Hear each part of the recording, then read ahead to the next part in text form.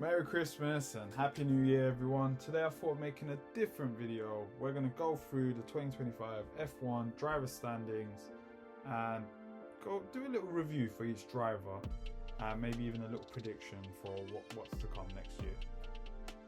So let's start off from the bottom and go to the top. So starting off with 0 points, number 21 is it Doohan for Alpine. I believe he had a few races, and yeah, I don't know if he was given enough of an opportunity this year, but at the same time he didn't really perform.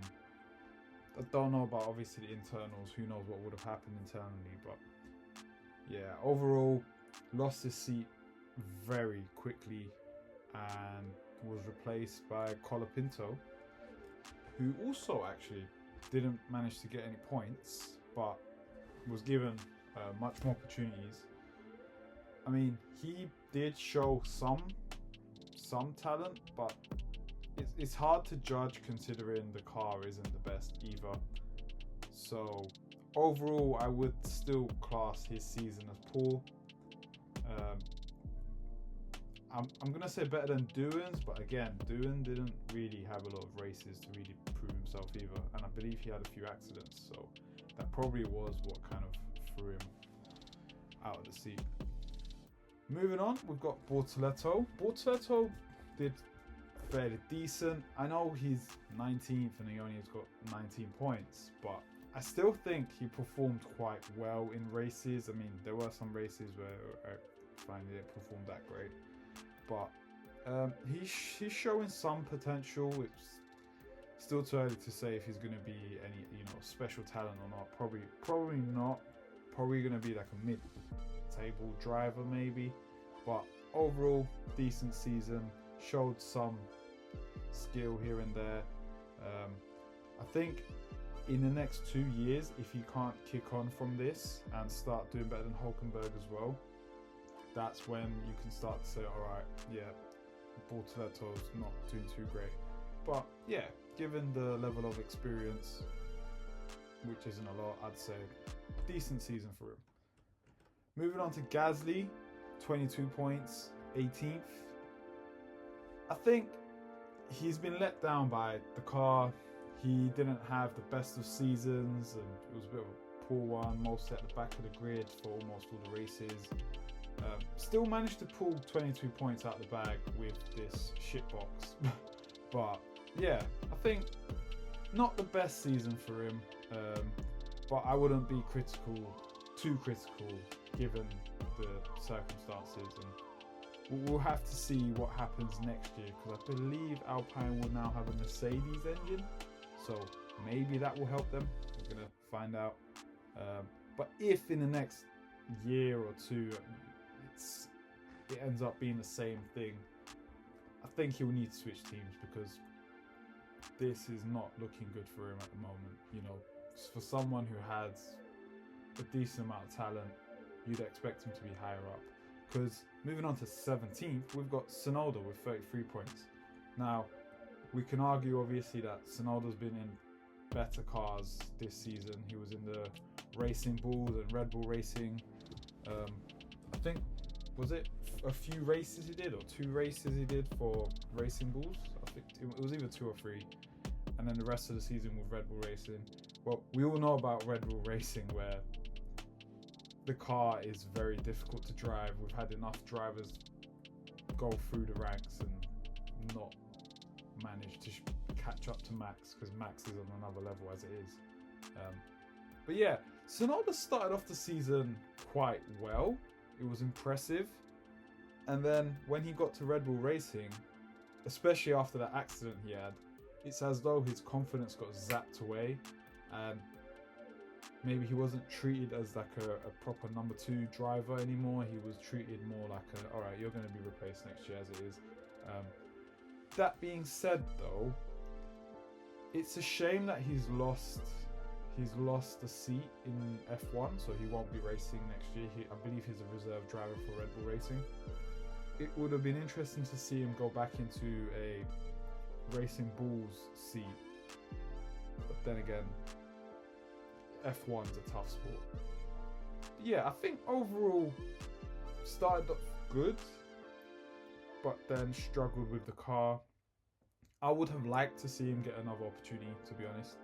So that's my take on it. I think maybe another season just to give him, the benefit of the doubt and then take it from there. But unfortunately not, because then we've got 16th, where somehow Stroll with Aston Martin has managed to also get 33 points. Now, maybe the Aston Martin's an easier car to drive, but I feel like Tsunoda has more skill, is more of a talented driver than Stroll is. But yeah, especially after the Adrian Newey switch, I don't know how much change he actually made to Aston Martin, but Stroll did pretty decent considering his level of skill to even get those 33 points. But yeah, I think Stroll. Aston Martin should probably look for a better number 2, but we all know that's not going to happen. Moving on, we move on to 15th with 38 points, which is Esteban Ocon, and I think he's had a very good year. 38 points. Okay, let me rephrase that. Not a very good year, but a decent year. There have been races where he wasn't looking too great, but there was races where he showed some talent. I'm actually quite surprised that him and Liam Lawson are tying. Liam Lawson is 14th with 38 points, because Liam Lawson, in my opinion, actually showed quite a bit of talent. Because yes, he had two or three races at Red Bull Racing and got demoted back to Racing Bulls, but straight away after a few races and getting rid of that confidence issue and getting back, because obviously anyone who's been demoted is gonna mentally have a bit of a moment. After sorting all of that out, he started showing some very good skills. I believe he got, was it a podium or a 4th in one of the races as well. So I think Liam Lawson, it's good that Racing Bulls have kept him on for next year. He's shown he's got some skill. What was this, his 1.5 season in F1? I think give him some more time. Probably maybe move him on to another team which has a better car, an easier to handle car. He might prove to be a decent mid-table top 10 driver in the long run. But yeah, overall, I think good season considering the stuff that he went through. He had a bit of a comeback. But then we go over to Behrman, 13th with 41 points at Haas. I think he also showed, yes, look, I'm a rookie, but I've got skills. Because there's been a lot of people already wondering if Ferrari will cut Hamilton's contract short and replace him with Behrman because of how well Behrman's been doing with the, considering Haas is also a Ferrari customer for the power unit. I think Behrman did quite well. He showed some guts to get 41 points as well. 13th in your first year, pretty good. But moving on to 12, we got Hadjar with 51 points, who started off the year pretty well. Towards the end of the year, I don't know if he knew he was getting the Red Bull Racing upgrade, where he didn't, switching teams. He didn't perform as well as he did at the start and middle of the year. Towards the end of the year, he kind of dipped. But again, rookie season did quite well, considering he's part of a B team. And I think rightfully so, he's gotten the second seat at Red Bull Racing. But again, if the car is tricky as it's always been, then he needs to be given time, or they need to adjust the car that could also fit him. But yeah, pretty impressive season.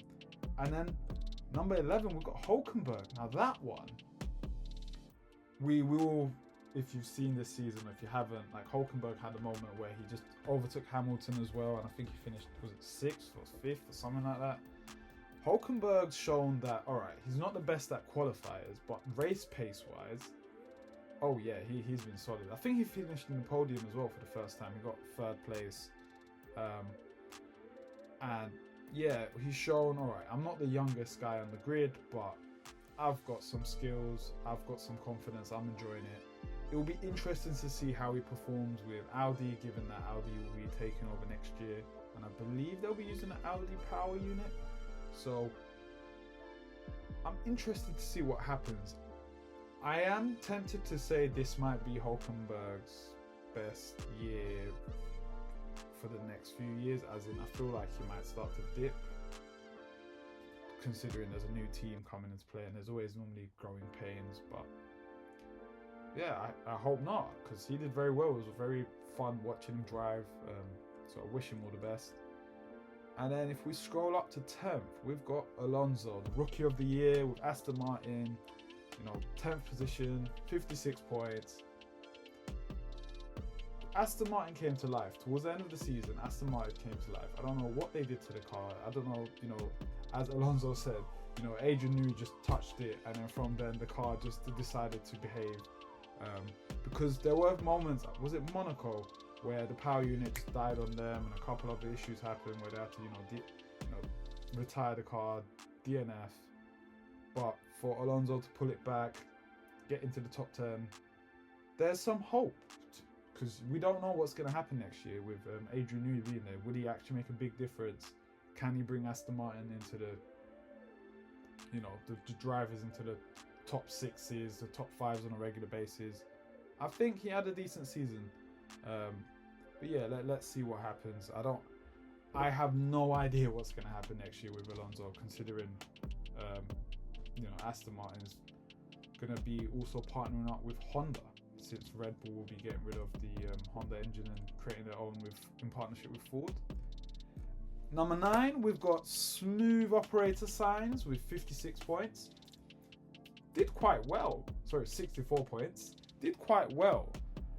Started off the year a bit shaky, but then as he got, a hold of the car, he got podium, he got 4th, he started to improve. There were races where he was also terrible, but this year you could let him off because it's his first year at Williams.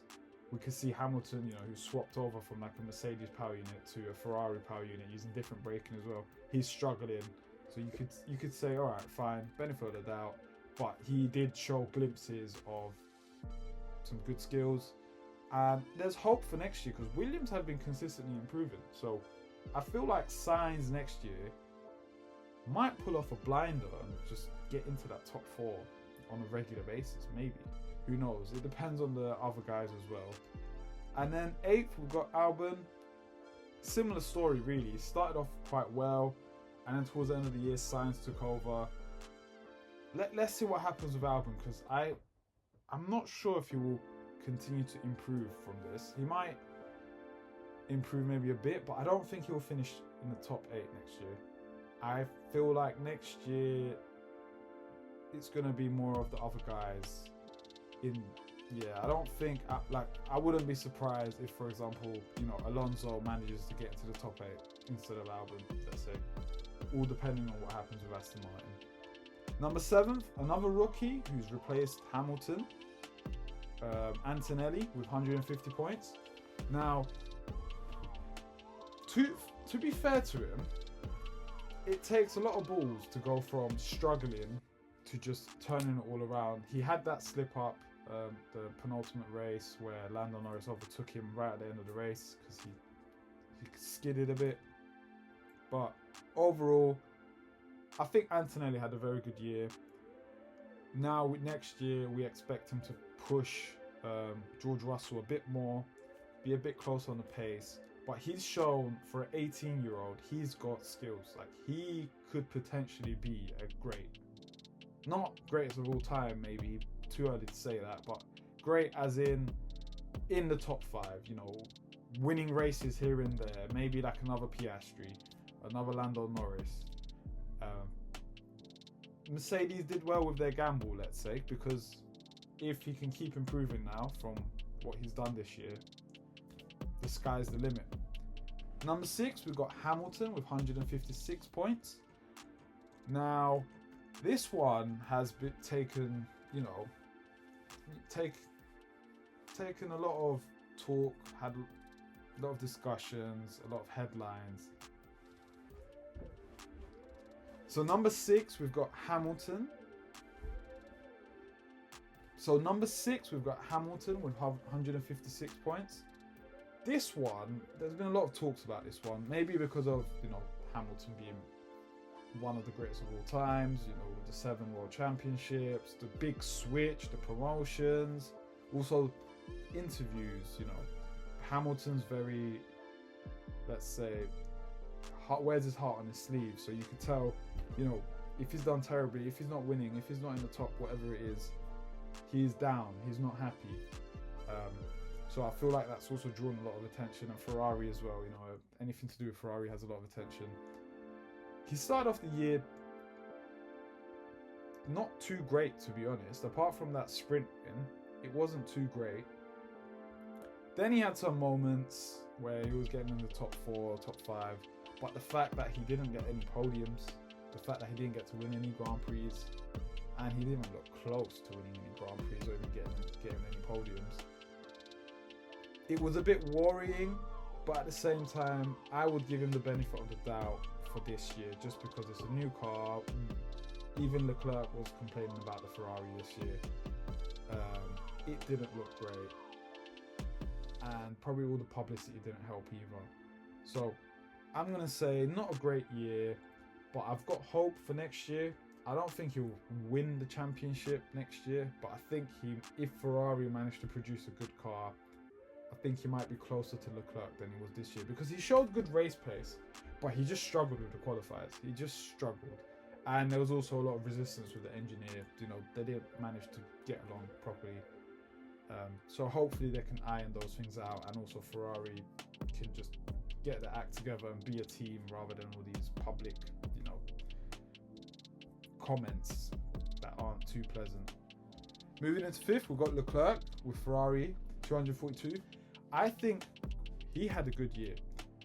Good in the sense of he extracted a lot from the car, which wasn't the best car, and we saw it had an issue where they had to always try and keep the plank above the ground by quite a bit more because of their plank wear issues, which affected the speed.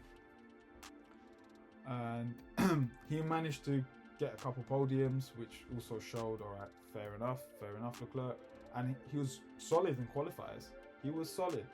So, in all fairness to him, I think given the car he was driving, solid season, talent being wasted at the moment. So, I reckon if Ferrari in the next couple of years do not manage to make a car that can win the championship, they will lose him. I think he will end up going to one of the big boys, one of the other rivals. In 4th, we've got George Russell, who was just Mr. Consistent. He won, I believe, 1 or 2 races. Did he win? I know he won, was it Canada? He did pretty decent. He was very consistent. Always in and around the top 4, top 3, top 5. Good in the qualifiers, good race pace. Nothing amazing, but just solid. Just pure solid, just pure consistent. And in that sense, I think you can't doubt that. So now it all depends on, can Mercedes deliver a championship winning car next year? And given that if they do, can George Russell push beyond that consistent top 4, top 3 and be, I'm here to win every race?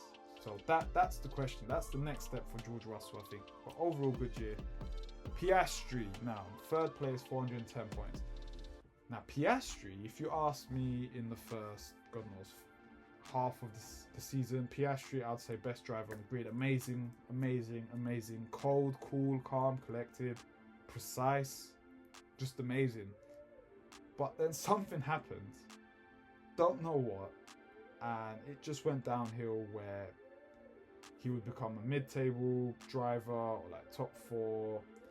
Wasn't getting the podiums, and then maybe the last couple races he picked it back up. But I hope next year he could really improve that and keep it consistent. Now, I don't know if it was his fault or something happened, or after the accident he lost his confidence. But I think Piastri is showing that he's an amazing talent. McLaren probably need to sort out their McLaren papaya rules as well, because it's a bit confusing. It's like, we're trying to be fair to every driver, but then it also feels like Norris's priority. So it's better off if they just said, you're 1, you're 2, But, you know, if you're doing well, if you're above in the, whatever it is, the championship points or in the race, we're going to give you priority. They need to come up with a better rule, because there were moments where it felt a bit confusing. Number 2, Max Verstappen. Now this one, 421 points, 2 points or 3 points off of winning the championship. At the start of the year, he was driving a shitbox. He was struggling. And it wasn't him. He's shown that he's pretty much the best driver on the grid. But then once Red Bull figured it out, and he still won a couple races. Once Red Bull figured it out, he closed a massive 100 and whatever it was, 20-point gap to the lead.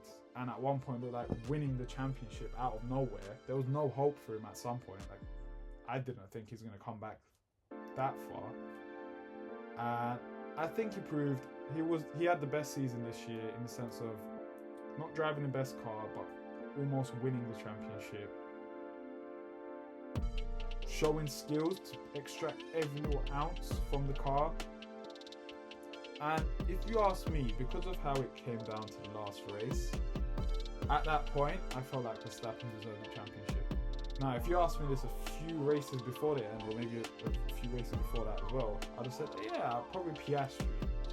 But given the drop from Piastri and Verstappen just catching up, I thought Verstappen probably deserved it, and I think had the best skill set this season. But if we move over to number 1, and congratulations to Lando Norris, because it's not easy to win a championship in a sport like this. 423 points, just about won the championship. At one point it looked like, oh yeah, 100% Norris is going to win it. When Piastri dipped and Norris took over and started getting pole, winning races on a regular basis, or top 1, 2, I thought, yeah. And then again, McLaren issues, he dipped in performance a little bit. I don't think he had the best of seasons, but because I feel like McLaren had the best cars, so they were already doing amazing. But fair play to him, fair play, because shoulda, coulda, woulda. He won the race. He won the races. He got the points. He won the championship. So I'm not expecting too much from Lando Norris next year. I'm wondering if he will lose a bit of that hunger next year, or it might give him more confidence. He might, because maybe that's one of his issues. That's what people seem to say, where maybe he has confidence issues, mental issues, where he goes up and down like this, and he can overthink it and overdo it sometimes, which I guess is normal for anyone, but for these top athletes, some of them show to be stone cold, like Max Verstappen. So, in short, not expecting too much from Norris next year, but fair play to him. Good season for him. Won quite a few races and managed to just about win the championship. Thank you for watching, guys. I hope you guys enjoyed that. Please leave a comment down below if you think of anything differently, or if you guys want me to make any different videos. I am a software engineer by trade, so I'm always happy to get more technical with software related stuff as well. So please leave a like. Hope you enjoy the festive period, and I'll catch you guys on the next one.